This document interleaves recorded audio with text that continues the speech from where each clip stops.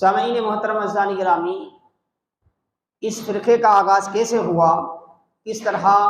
یہ لوگ آئے؟ اگر اس کو ہم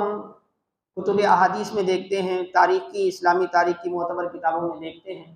تو پتہ چلتا ہے کہ ایک شخص تھا، اس ایک شخص کی طرف سے کیا ہے یہ فرقہ منتخب ہوا، اور اس کا نام تھا ذوالخویسرہ التمیمی۔ قبیلہ تمیم کا شخص تھا یہ ذوالخویسرہ، رسول اللہ صلی اللہ علیہ وسلم کے زمانے میں موجود تھا۔ بخاری میں، مسلم میں، مسند احمد میں، نسائی میں اور دیگر کتب احادیث میں یہ روایت ملتی ہے۔ غالباً جب غزوہ حنین سے رسول اللہ صلی اللہ علیہ وسلم واپس تشریف لانے کے بعد جب مال غنیمت آقا علیہ السلام تقسیم فرما رہے تھے، تو اس وقت خاص طور پہ اس شخصیت کا اظہار ہوتا ہے، یہ آدمی سامنے آتا ہے۔ حدیث پاک میں آتا ہے، امام بخاری نے روایت کیا اس کو، اور مشہور صحابی حضرت ابو سعید خدری رضی اللہ تعالیٰ عنہ راوی ہیں۔ وہ فرماتے ہیں رسول اللہ صلی اللہ علیہ وسلم غنیمت کا مال تقسیم فرما رہے تھے، وہ شخص رسول اللہ صلی اللہ علیہ وسلم کے سامنے آیا اور آ کر کہنے لگا، اعدل یا رسول اللہ، اعدل یا محمد۔ بعض روایتوں میں یا محمد کے الفاظ ہیں، بعض روایتوں میں یا رسول اللہ کے الفاظ ہیں۔ وہ کہنے لگا کہ اے محمد صلی اللہ علیہ وسلم، آپ انصاف کریں۔ اللہ کے وسلم سے کہنے لگا کہ آپ انصاف کریں۔ یہ صحابہ کے اس ماحول میں انتہائی گستاخی اور بے باکی کا جملہ تھا، کیونکہ اللہ کے پیغمبر جو دنیا میں عدل قائم کرنے کے لیے آئے ہیں، ان سے کہنا کہ بھئی آپ انصاف کریں، یہ عدل یا محمد۔ تو اللہ کے رسول صلی اللہ علیہ وسلم نے فرمایا،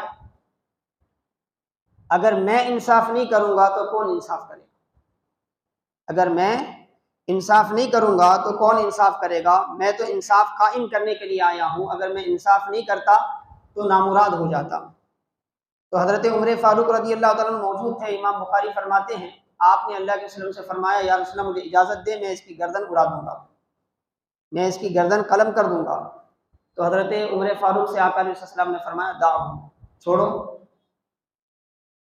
اس کے ساتھی ہوں گے، یحقر احدکم صلاتہ مع صلاتہم وصیامہ مع صیامہم۔ رسول اللہ صلی اللہ علیہ وسلم نے فرمایا، آقا علیہ السلام کو اللہ تبارک و تعالیٰ نے مستقبل کا علم عطا فرمایا ہے، اور امام بخاری نے اس روایت کو علامات النبوہ میں ذکر فرمایا، یعنی پیغمبر ہونے کی علامتوں میں سے ایک علامت یہ ہے کہ اللہ انہیں فیوچر کا علم عطا فرماتا ہے، جسے ہم اصطلاح میں غیب کا علم کہتے ہیں۔ بہت سے لوگوں کو اس پر اعتراض ہوتا ہے، تو آقا علیہ السلام نے فرمایا چھوڑو، اس کے ساتھی ہوں گے، معاملہ یہی ختم نہیں ہے، اس کے ساتھی ہوں گے، اور ان کی دینی کیفیت ایسی ہوگی، عبادت کا حال ایسا ہوگا۔ آقا علیہ السلام فرماتے ہیں کہ تم میں سے ہر کوئی اپنی نماز کو ان کی نماز کے سامنے، اپنے روزے کو ان کے روزے کے سامنے کم سمجھے گا، حقیر جانے گا۔ اور آپ کو معلوم ہے روئے زمین میں صحابہ کرام رضوان اللہ علیہم اجمعین جیسی عبادت کرنے والی کوئی جماعت نہیں ہے، ان سے زیادہ دین پر چلنے والی کوئی جماعت نہیں ہے، ان سے زیادہ اللہ اس کے رسول کی پیروی کرنے والی کوئی جماعت نہیں ہے، ان سے زیادہ اللہ سے ڈرنے والی کوئی جماعت نہیں ہے۔ پوری تاریخ میں کیا ہے، ان کا جو پیغام ہے، ان کی جو قربانیاں ہیں، ان کی جو دین کے لیے جدوجہد ہے، ایسی مثالیں کسی پیغمبر کے اصحاب میں بھی اس قدر نہیں ملتی، اس کیفیات کے ساتھ نہیں ملتی جو اصحاب رسول صلی اللہ علیہ وسلم رضی اللہ عنہم اجمعین میں پائی جاتی ہے۔ اب آقا نے ان سے فرمایا کہ اگر اس کے ساتھی ہوں گے، اور وہ ساتھی ان کی عبادت ظاہری عبادت پر ان کا معاملہ ایسا ہوگا کہ تم اپنی عبادتوں کو،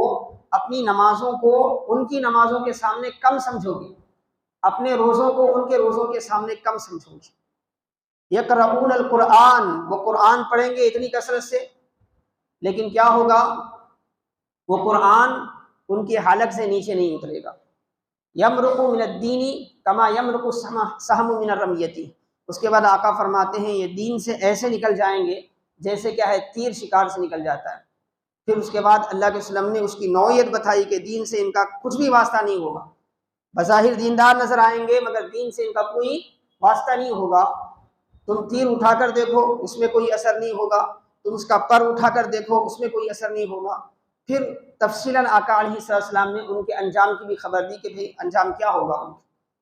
انجام کیا ہوگا۔ حضرت ابو سعید خدری رضی اللہ تعالیٰ عنہ اس واقعے کے وقت بھی موجود تھے، بعد میں ان کا حضرت مولا کائنات رضی اللہ تعالیٰ عنہ کے ساتھ ان کی جنگ ہوئی، اور اس جنگ میں کیا ہے کثیر تعداد میں خوارج مارے گئے، اس میں بھی وہ موجود تھے۔ اور آپ نے فرمایا کہ میں نے لشکر اسلام کے ساتھ، مولا کائنات کے لشکر کے ساتھ، لشکر اسلام کے ساتھ موجود تھا، اور اللہ کے وسلم کی پیشن گوئی کے مطابق ہم نے ان سے قتال کیا، ان سے جنگ کیا۔ تو یہ پہلی فکر تھی پورے اسلامی معاشرے میں، پہلی فکر تھی جو بے ادبی بے باکی والی فکر تھی، جو گستاخی والی فکر تھی۔ ایک شخص اٹھتا ہے اور خود رسول اللہ صلی اللہ علیہ وسلم سے کہتا ہے کہ انصاف کرو، حالانکہ آپ کی امانت داری، آپ کا انصاف ایسا ہے کہ خود مخالفین بھی آپ کے انصاف کے تعلق سے، آپ کی امانت کے تعلق سے کبھی کچھ بولنے کے لیے تیار نہیں ہے۔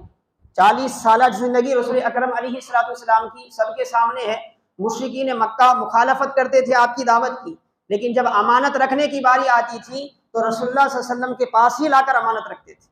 اپنے کسی سردار کے پاس نہیں جاتے تھے، اپنے گروہ کے کسی بڑے آدمی کے پاس نہیں جاتے تھے، امانتیں لاتے، دعوت رسول کی مخالفت کرتے ہوئے بھی انہیں یقین تھا کہ امانت اور انصاف کی جب بات آئی تو محمد رسول اللہ کا ثانی کوئی نہیں مل سکتا صلی اللہ علیہ وسلم۔ مشرکین کا یہ نظریہ تھا،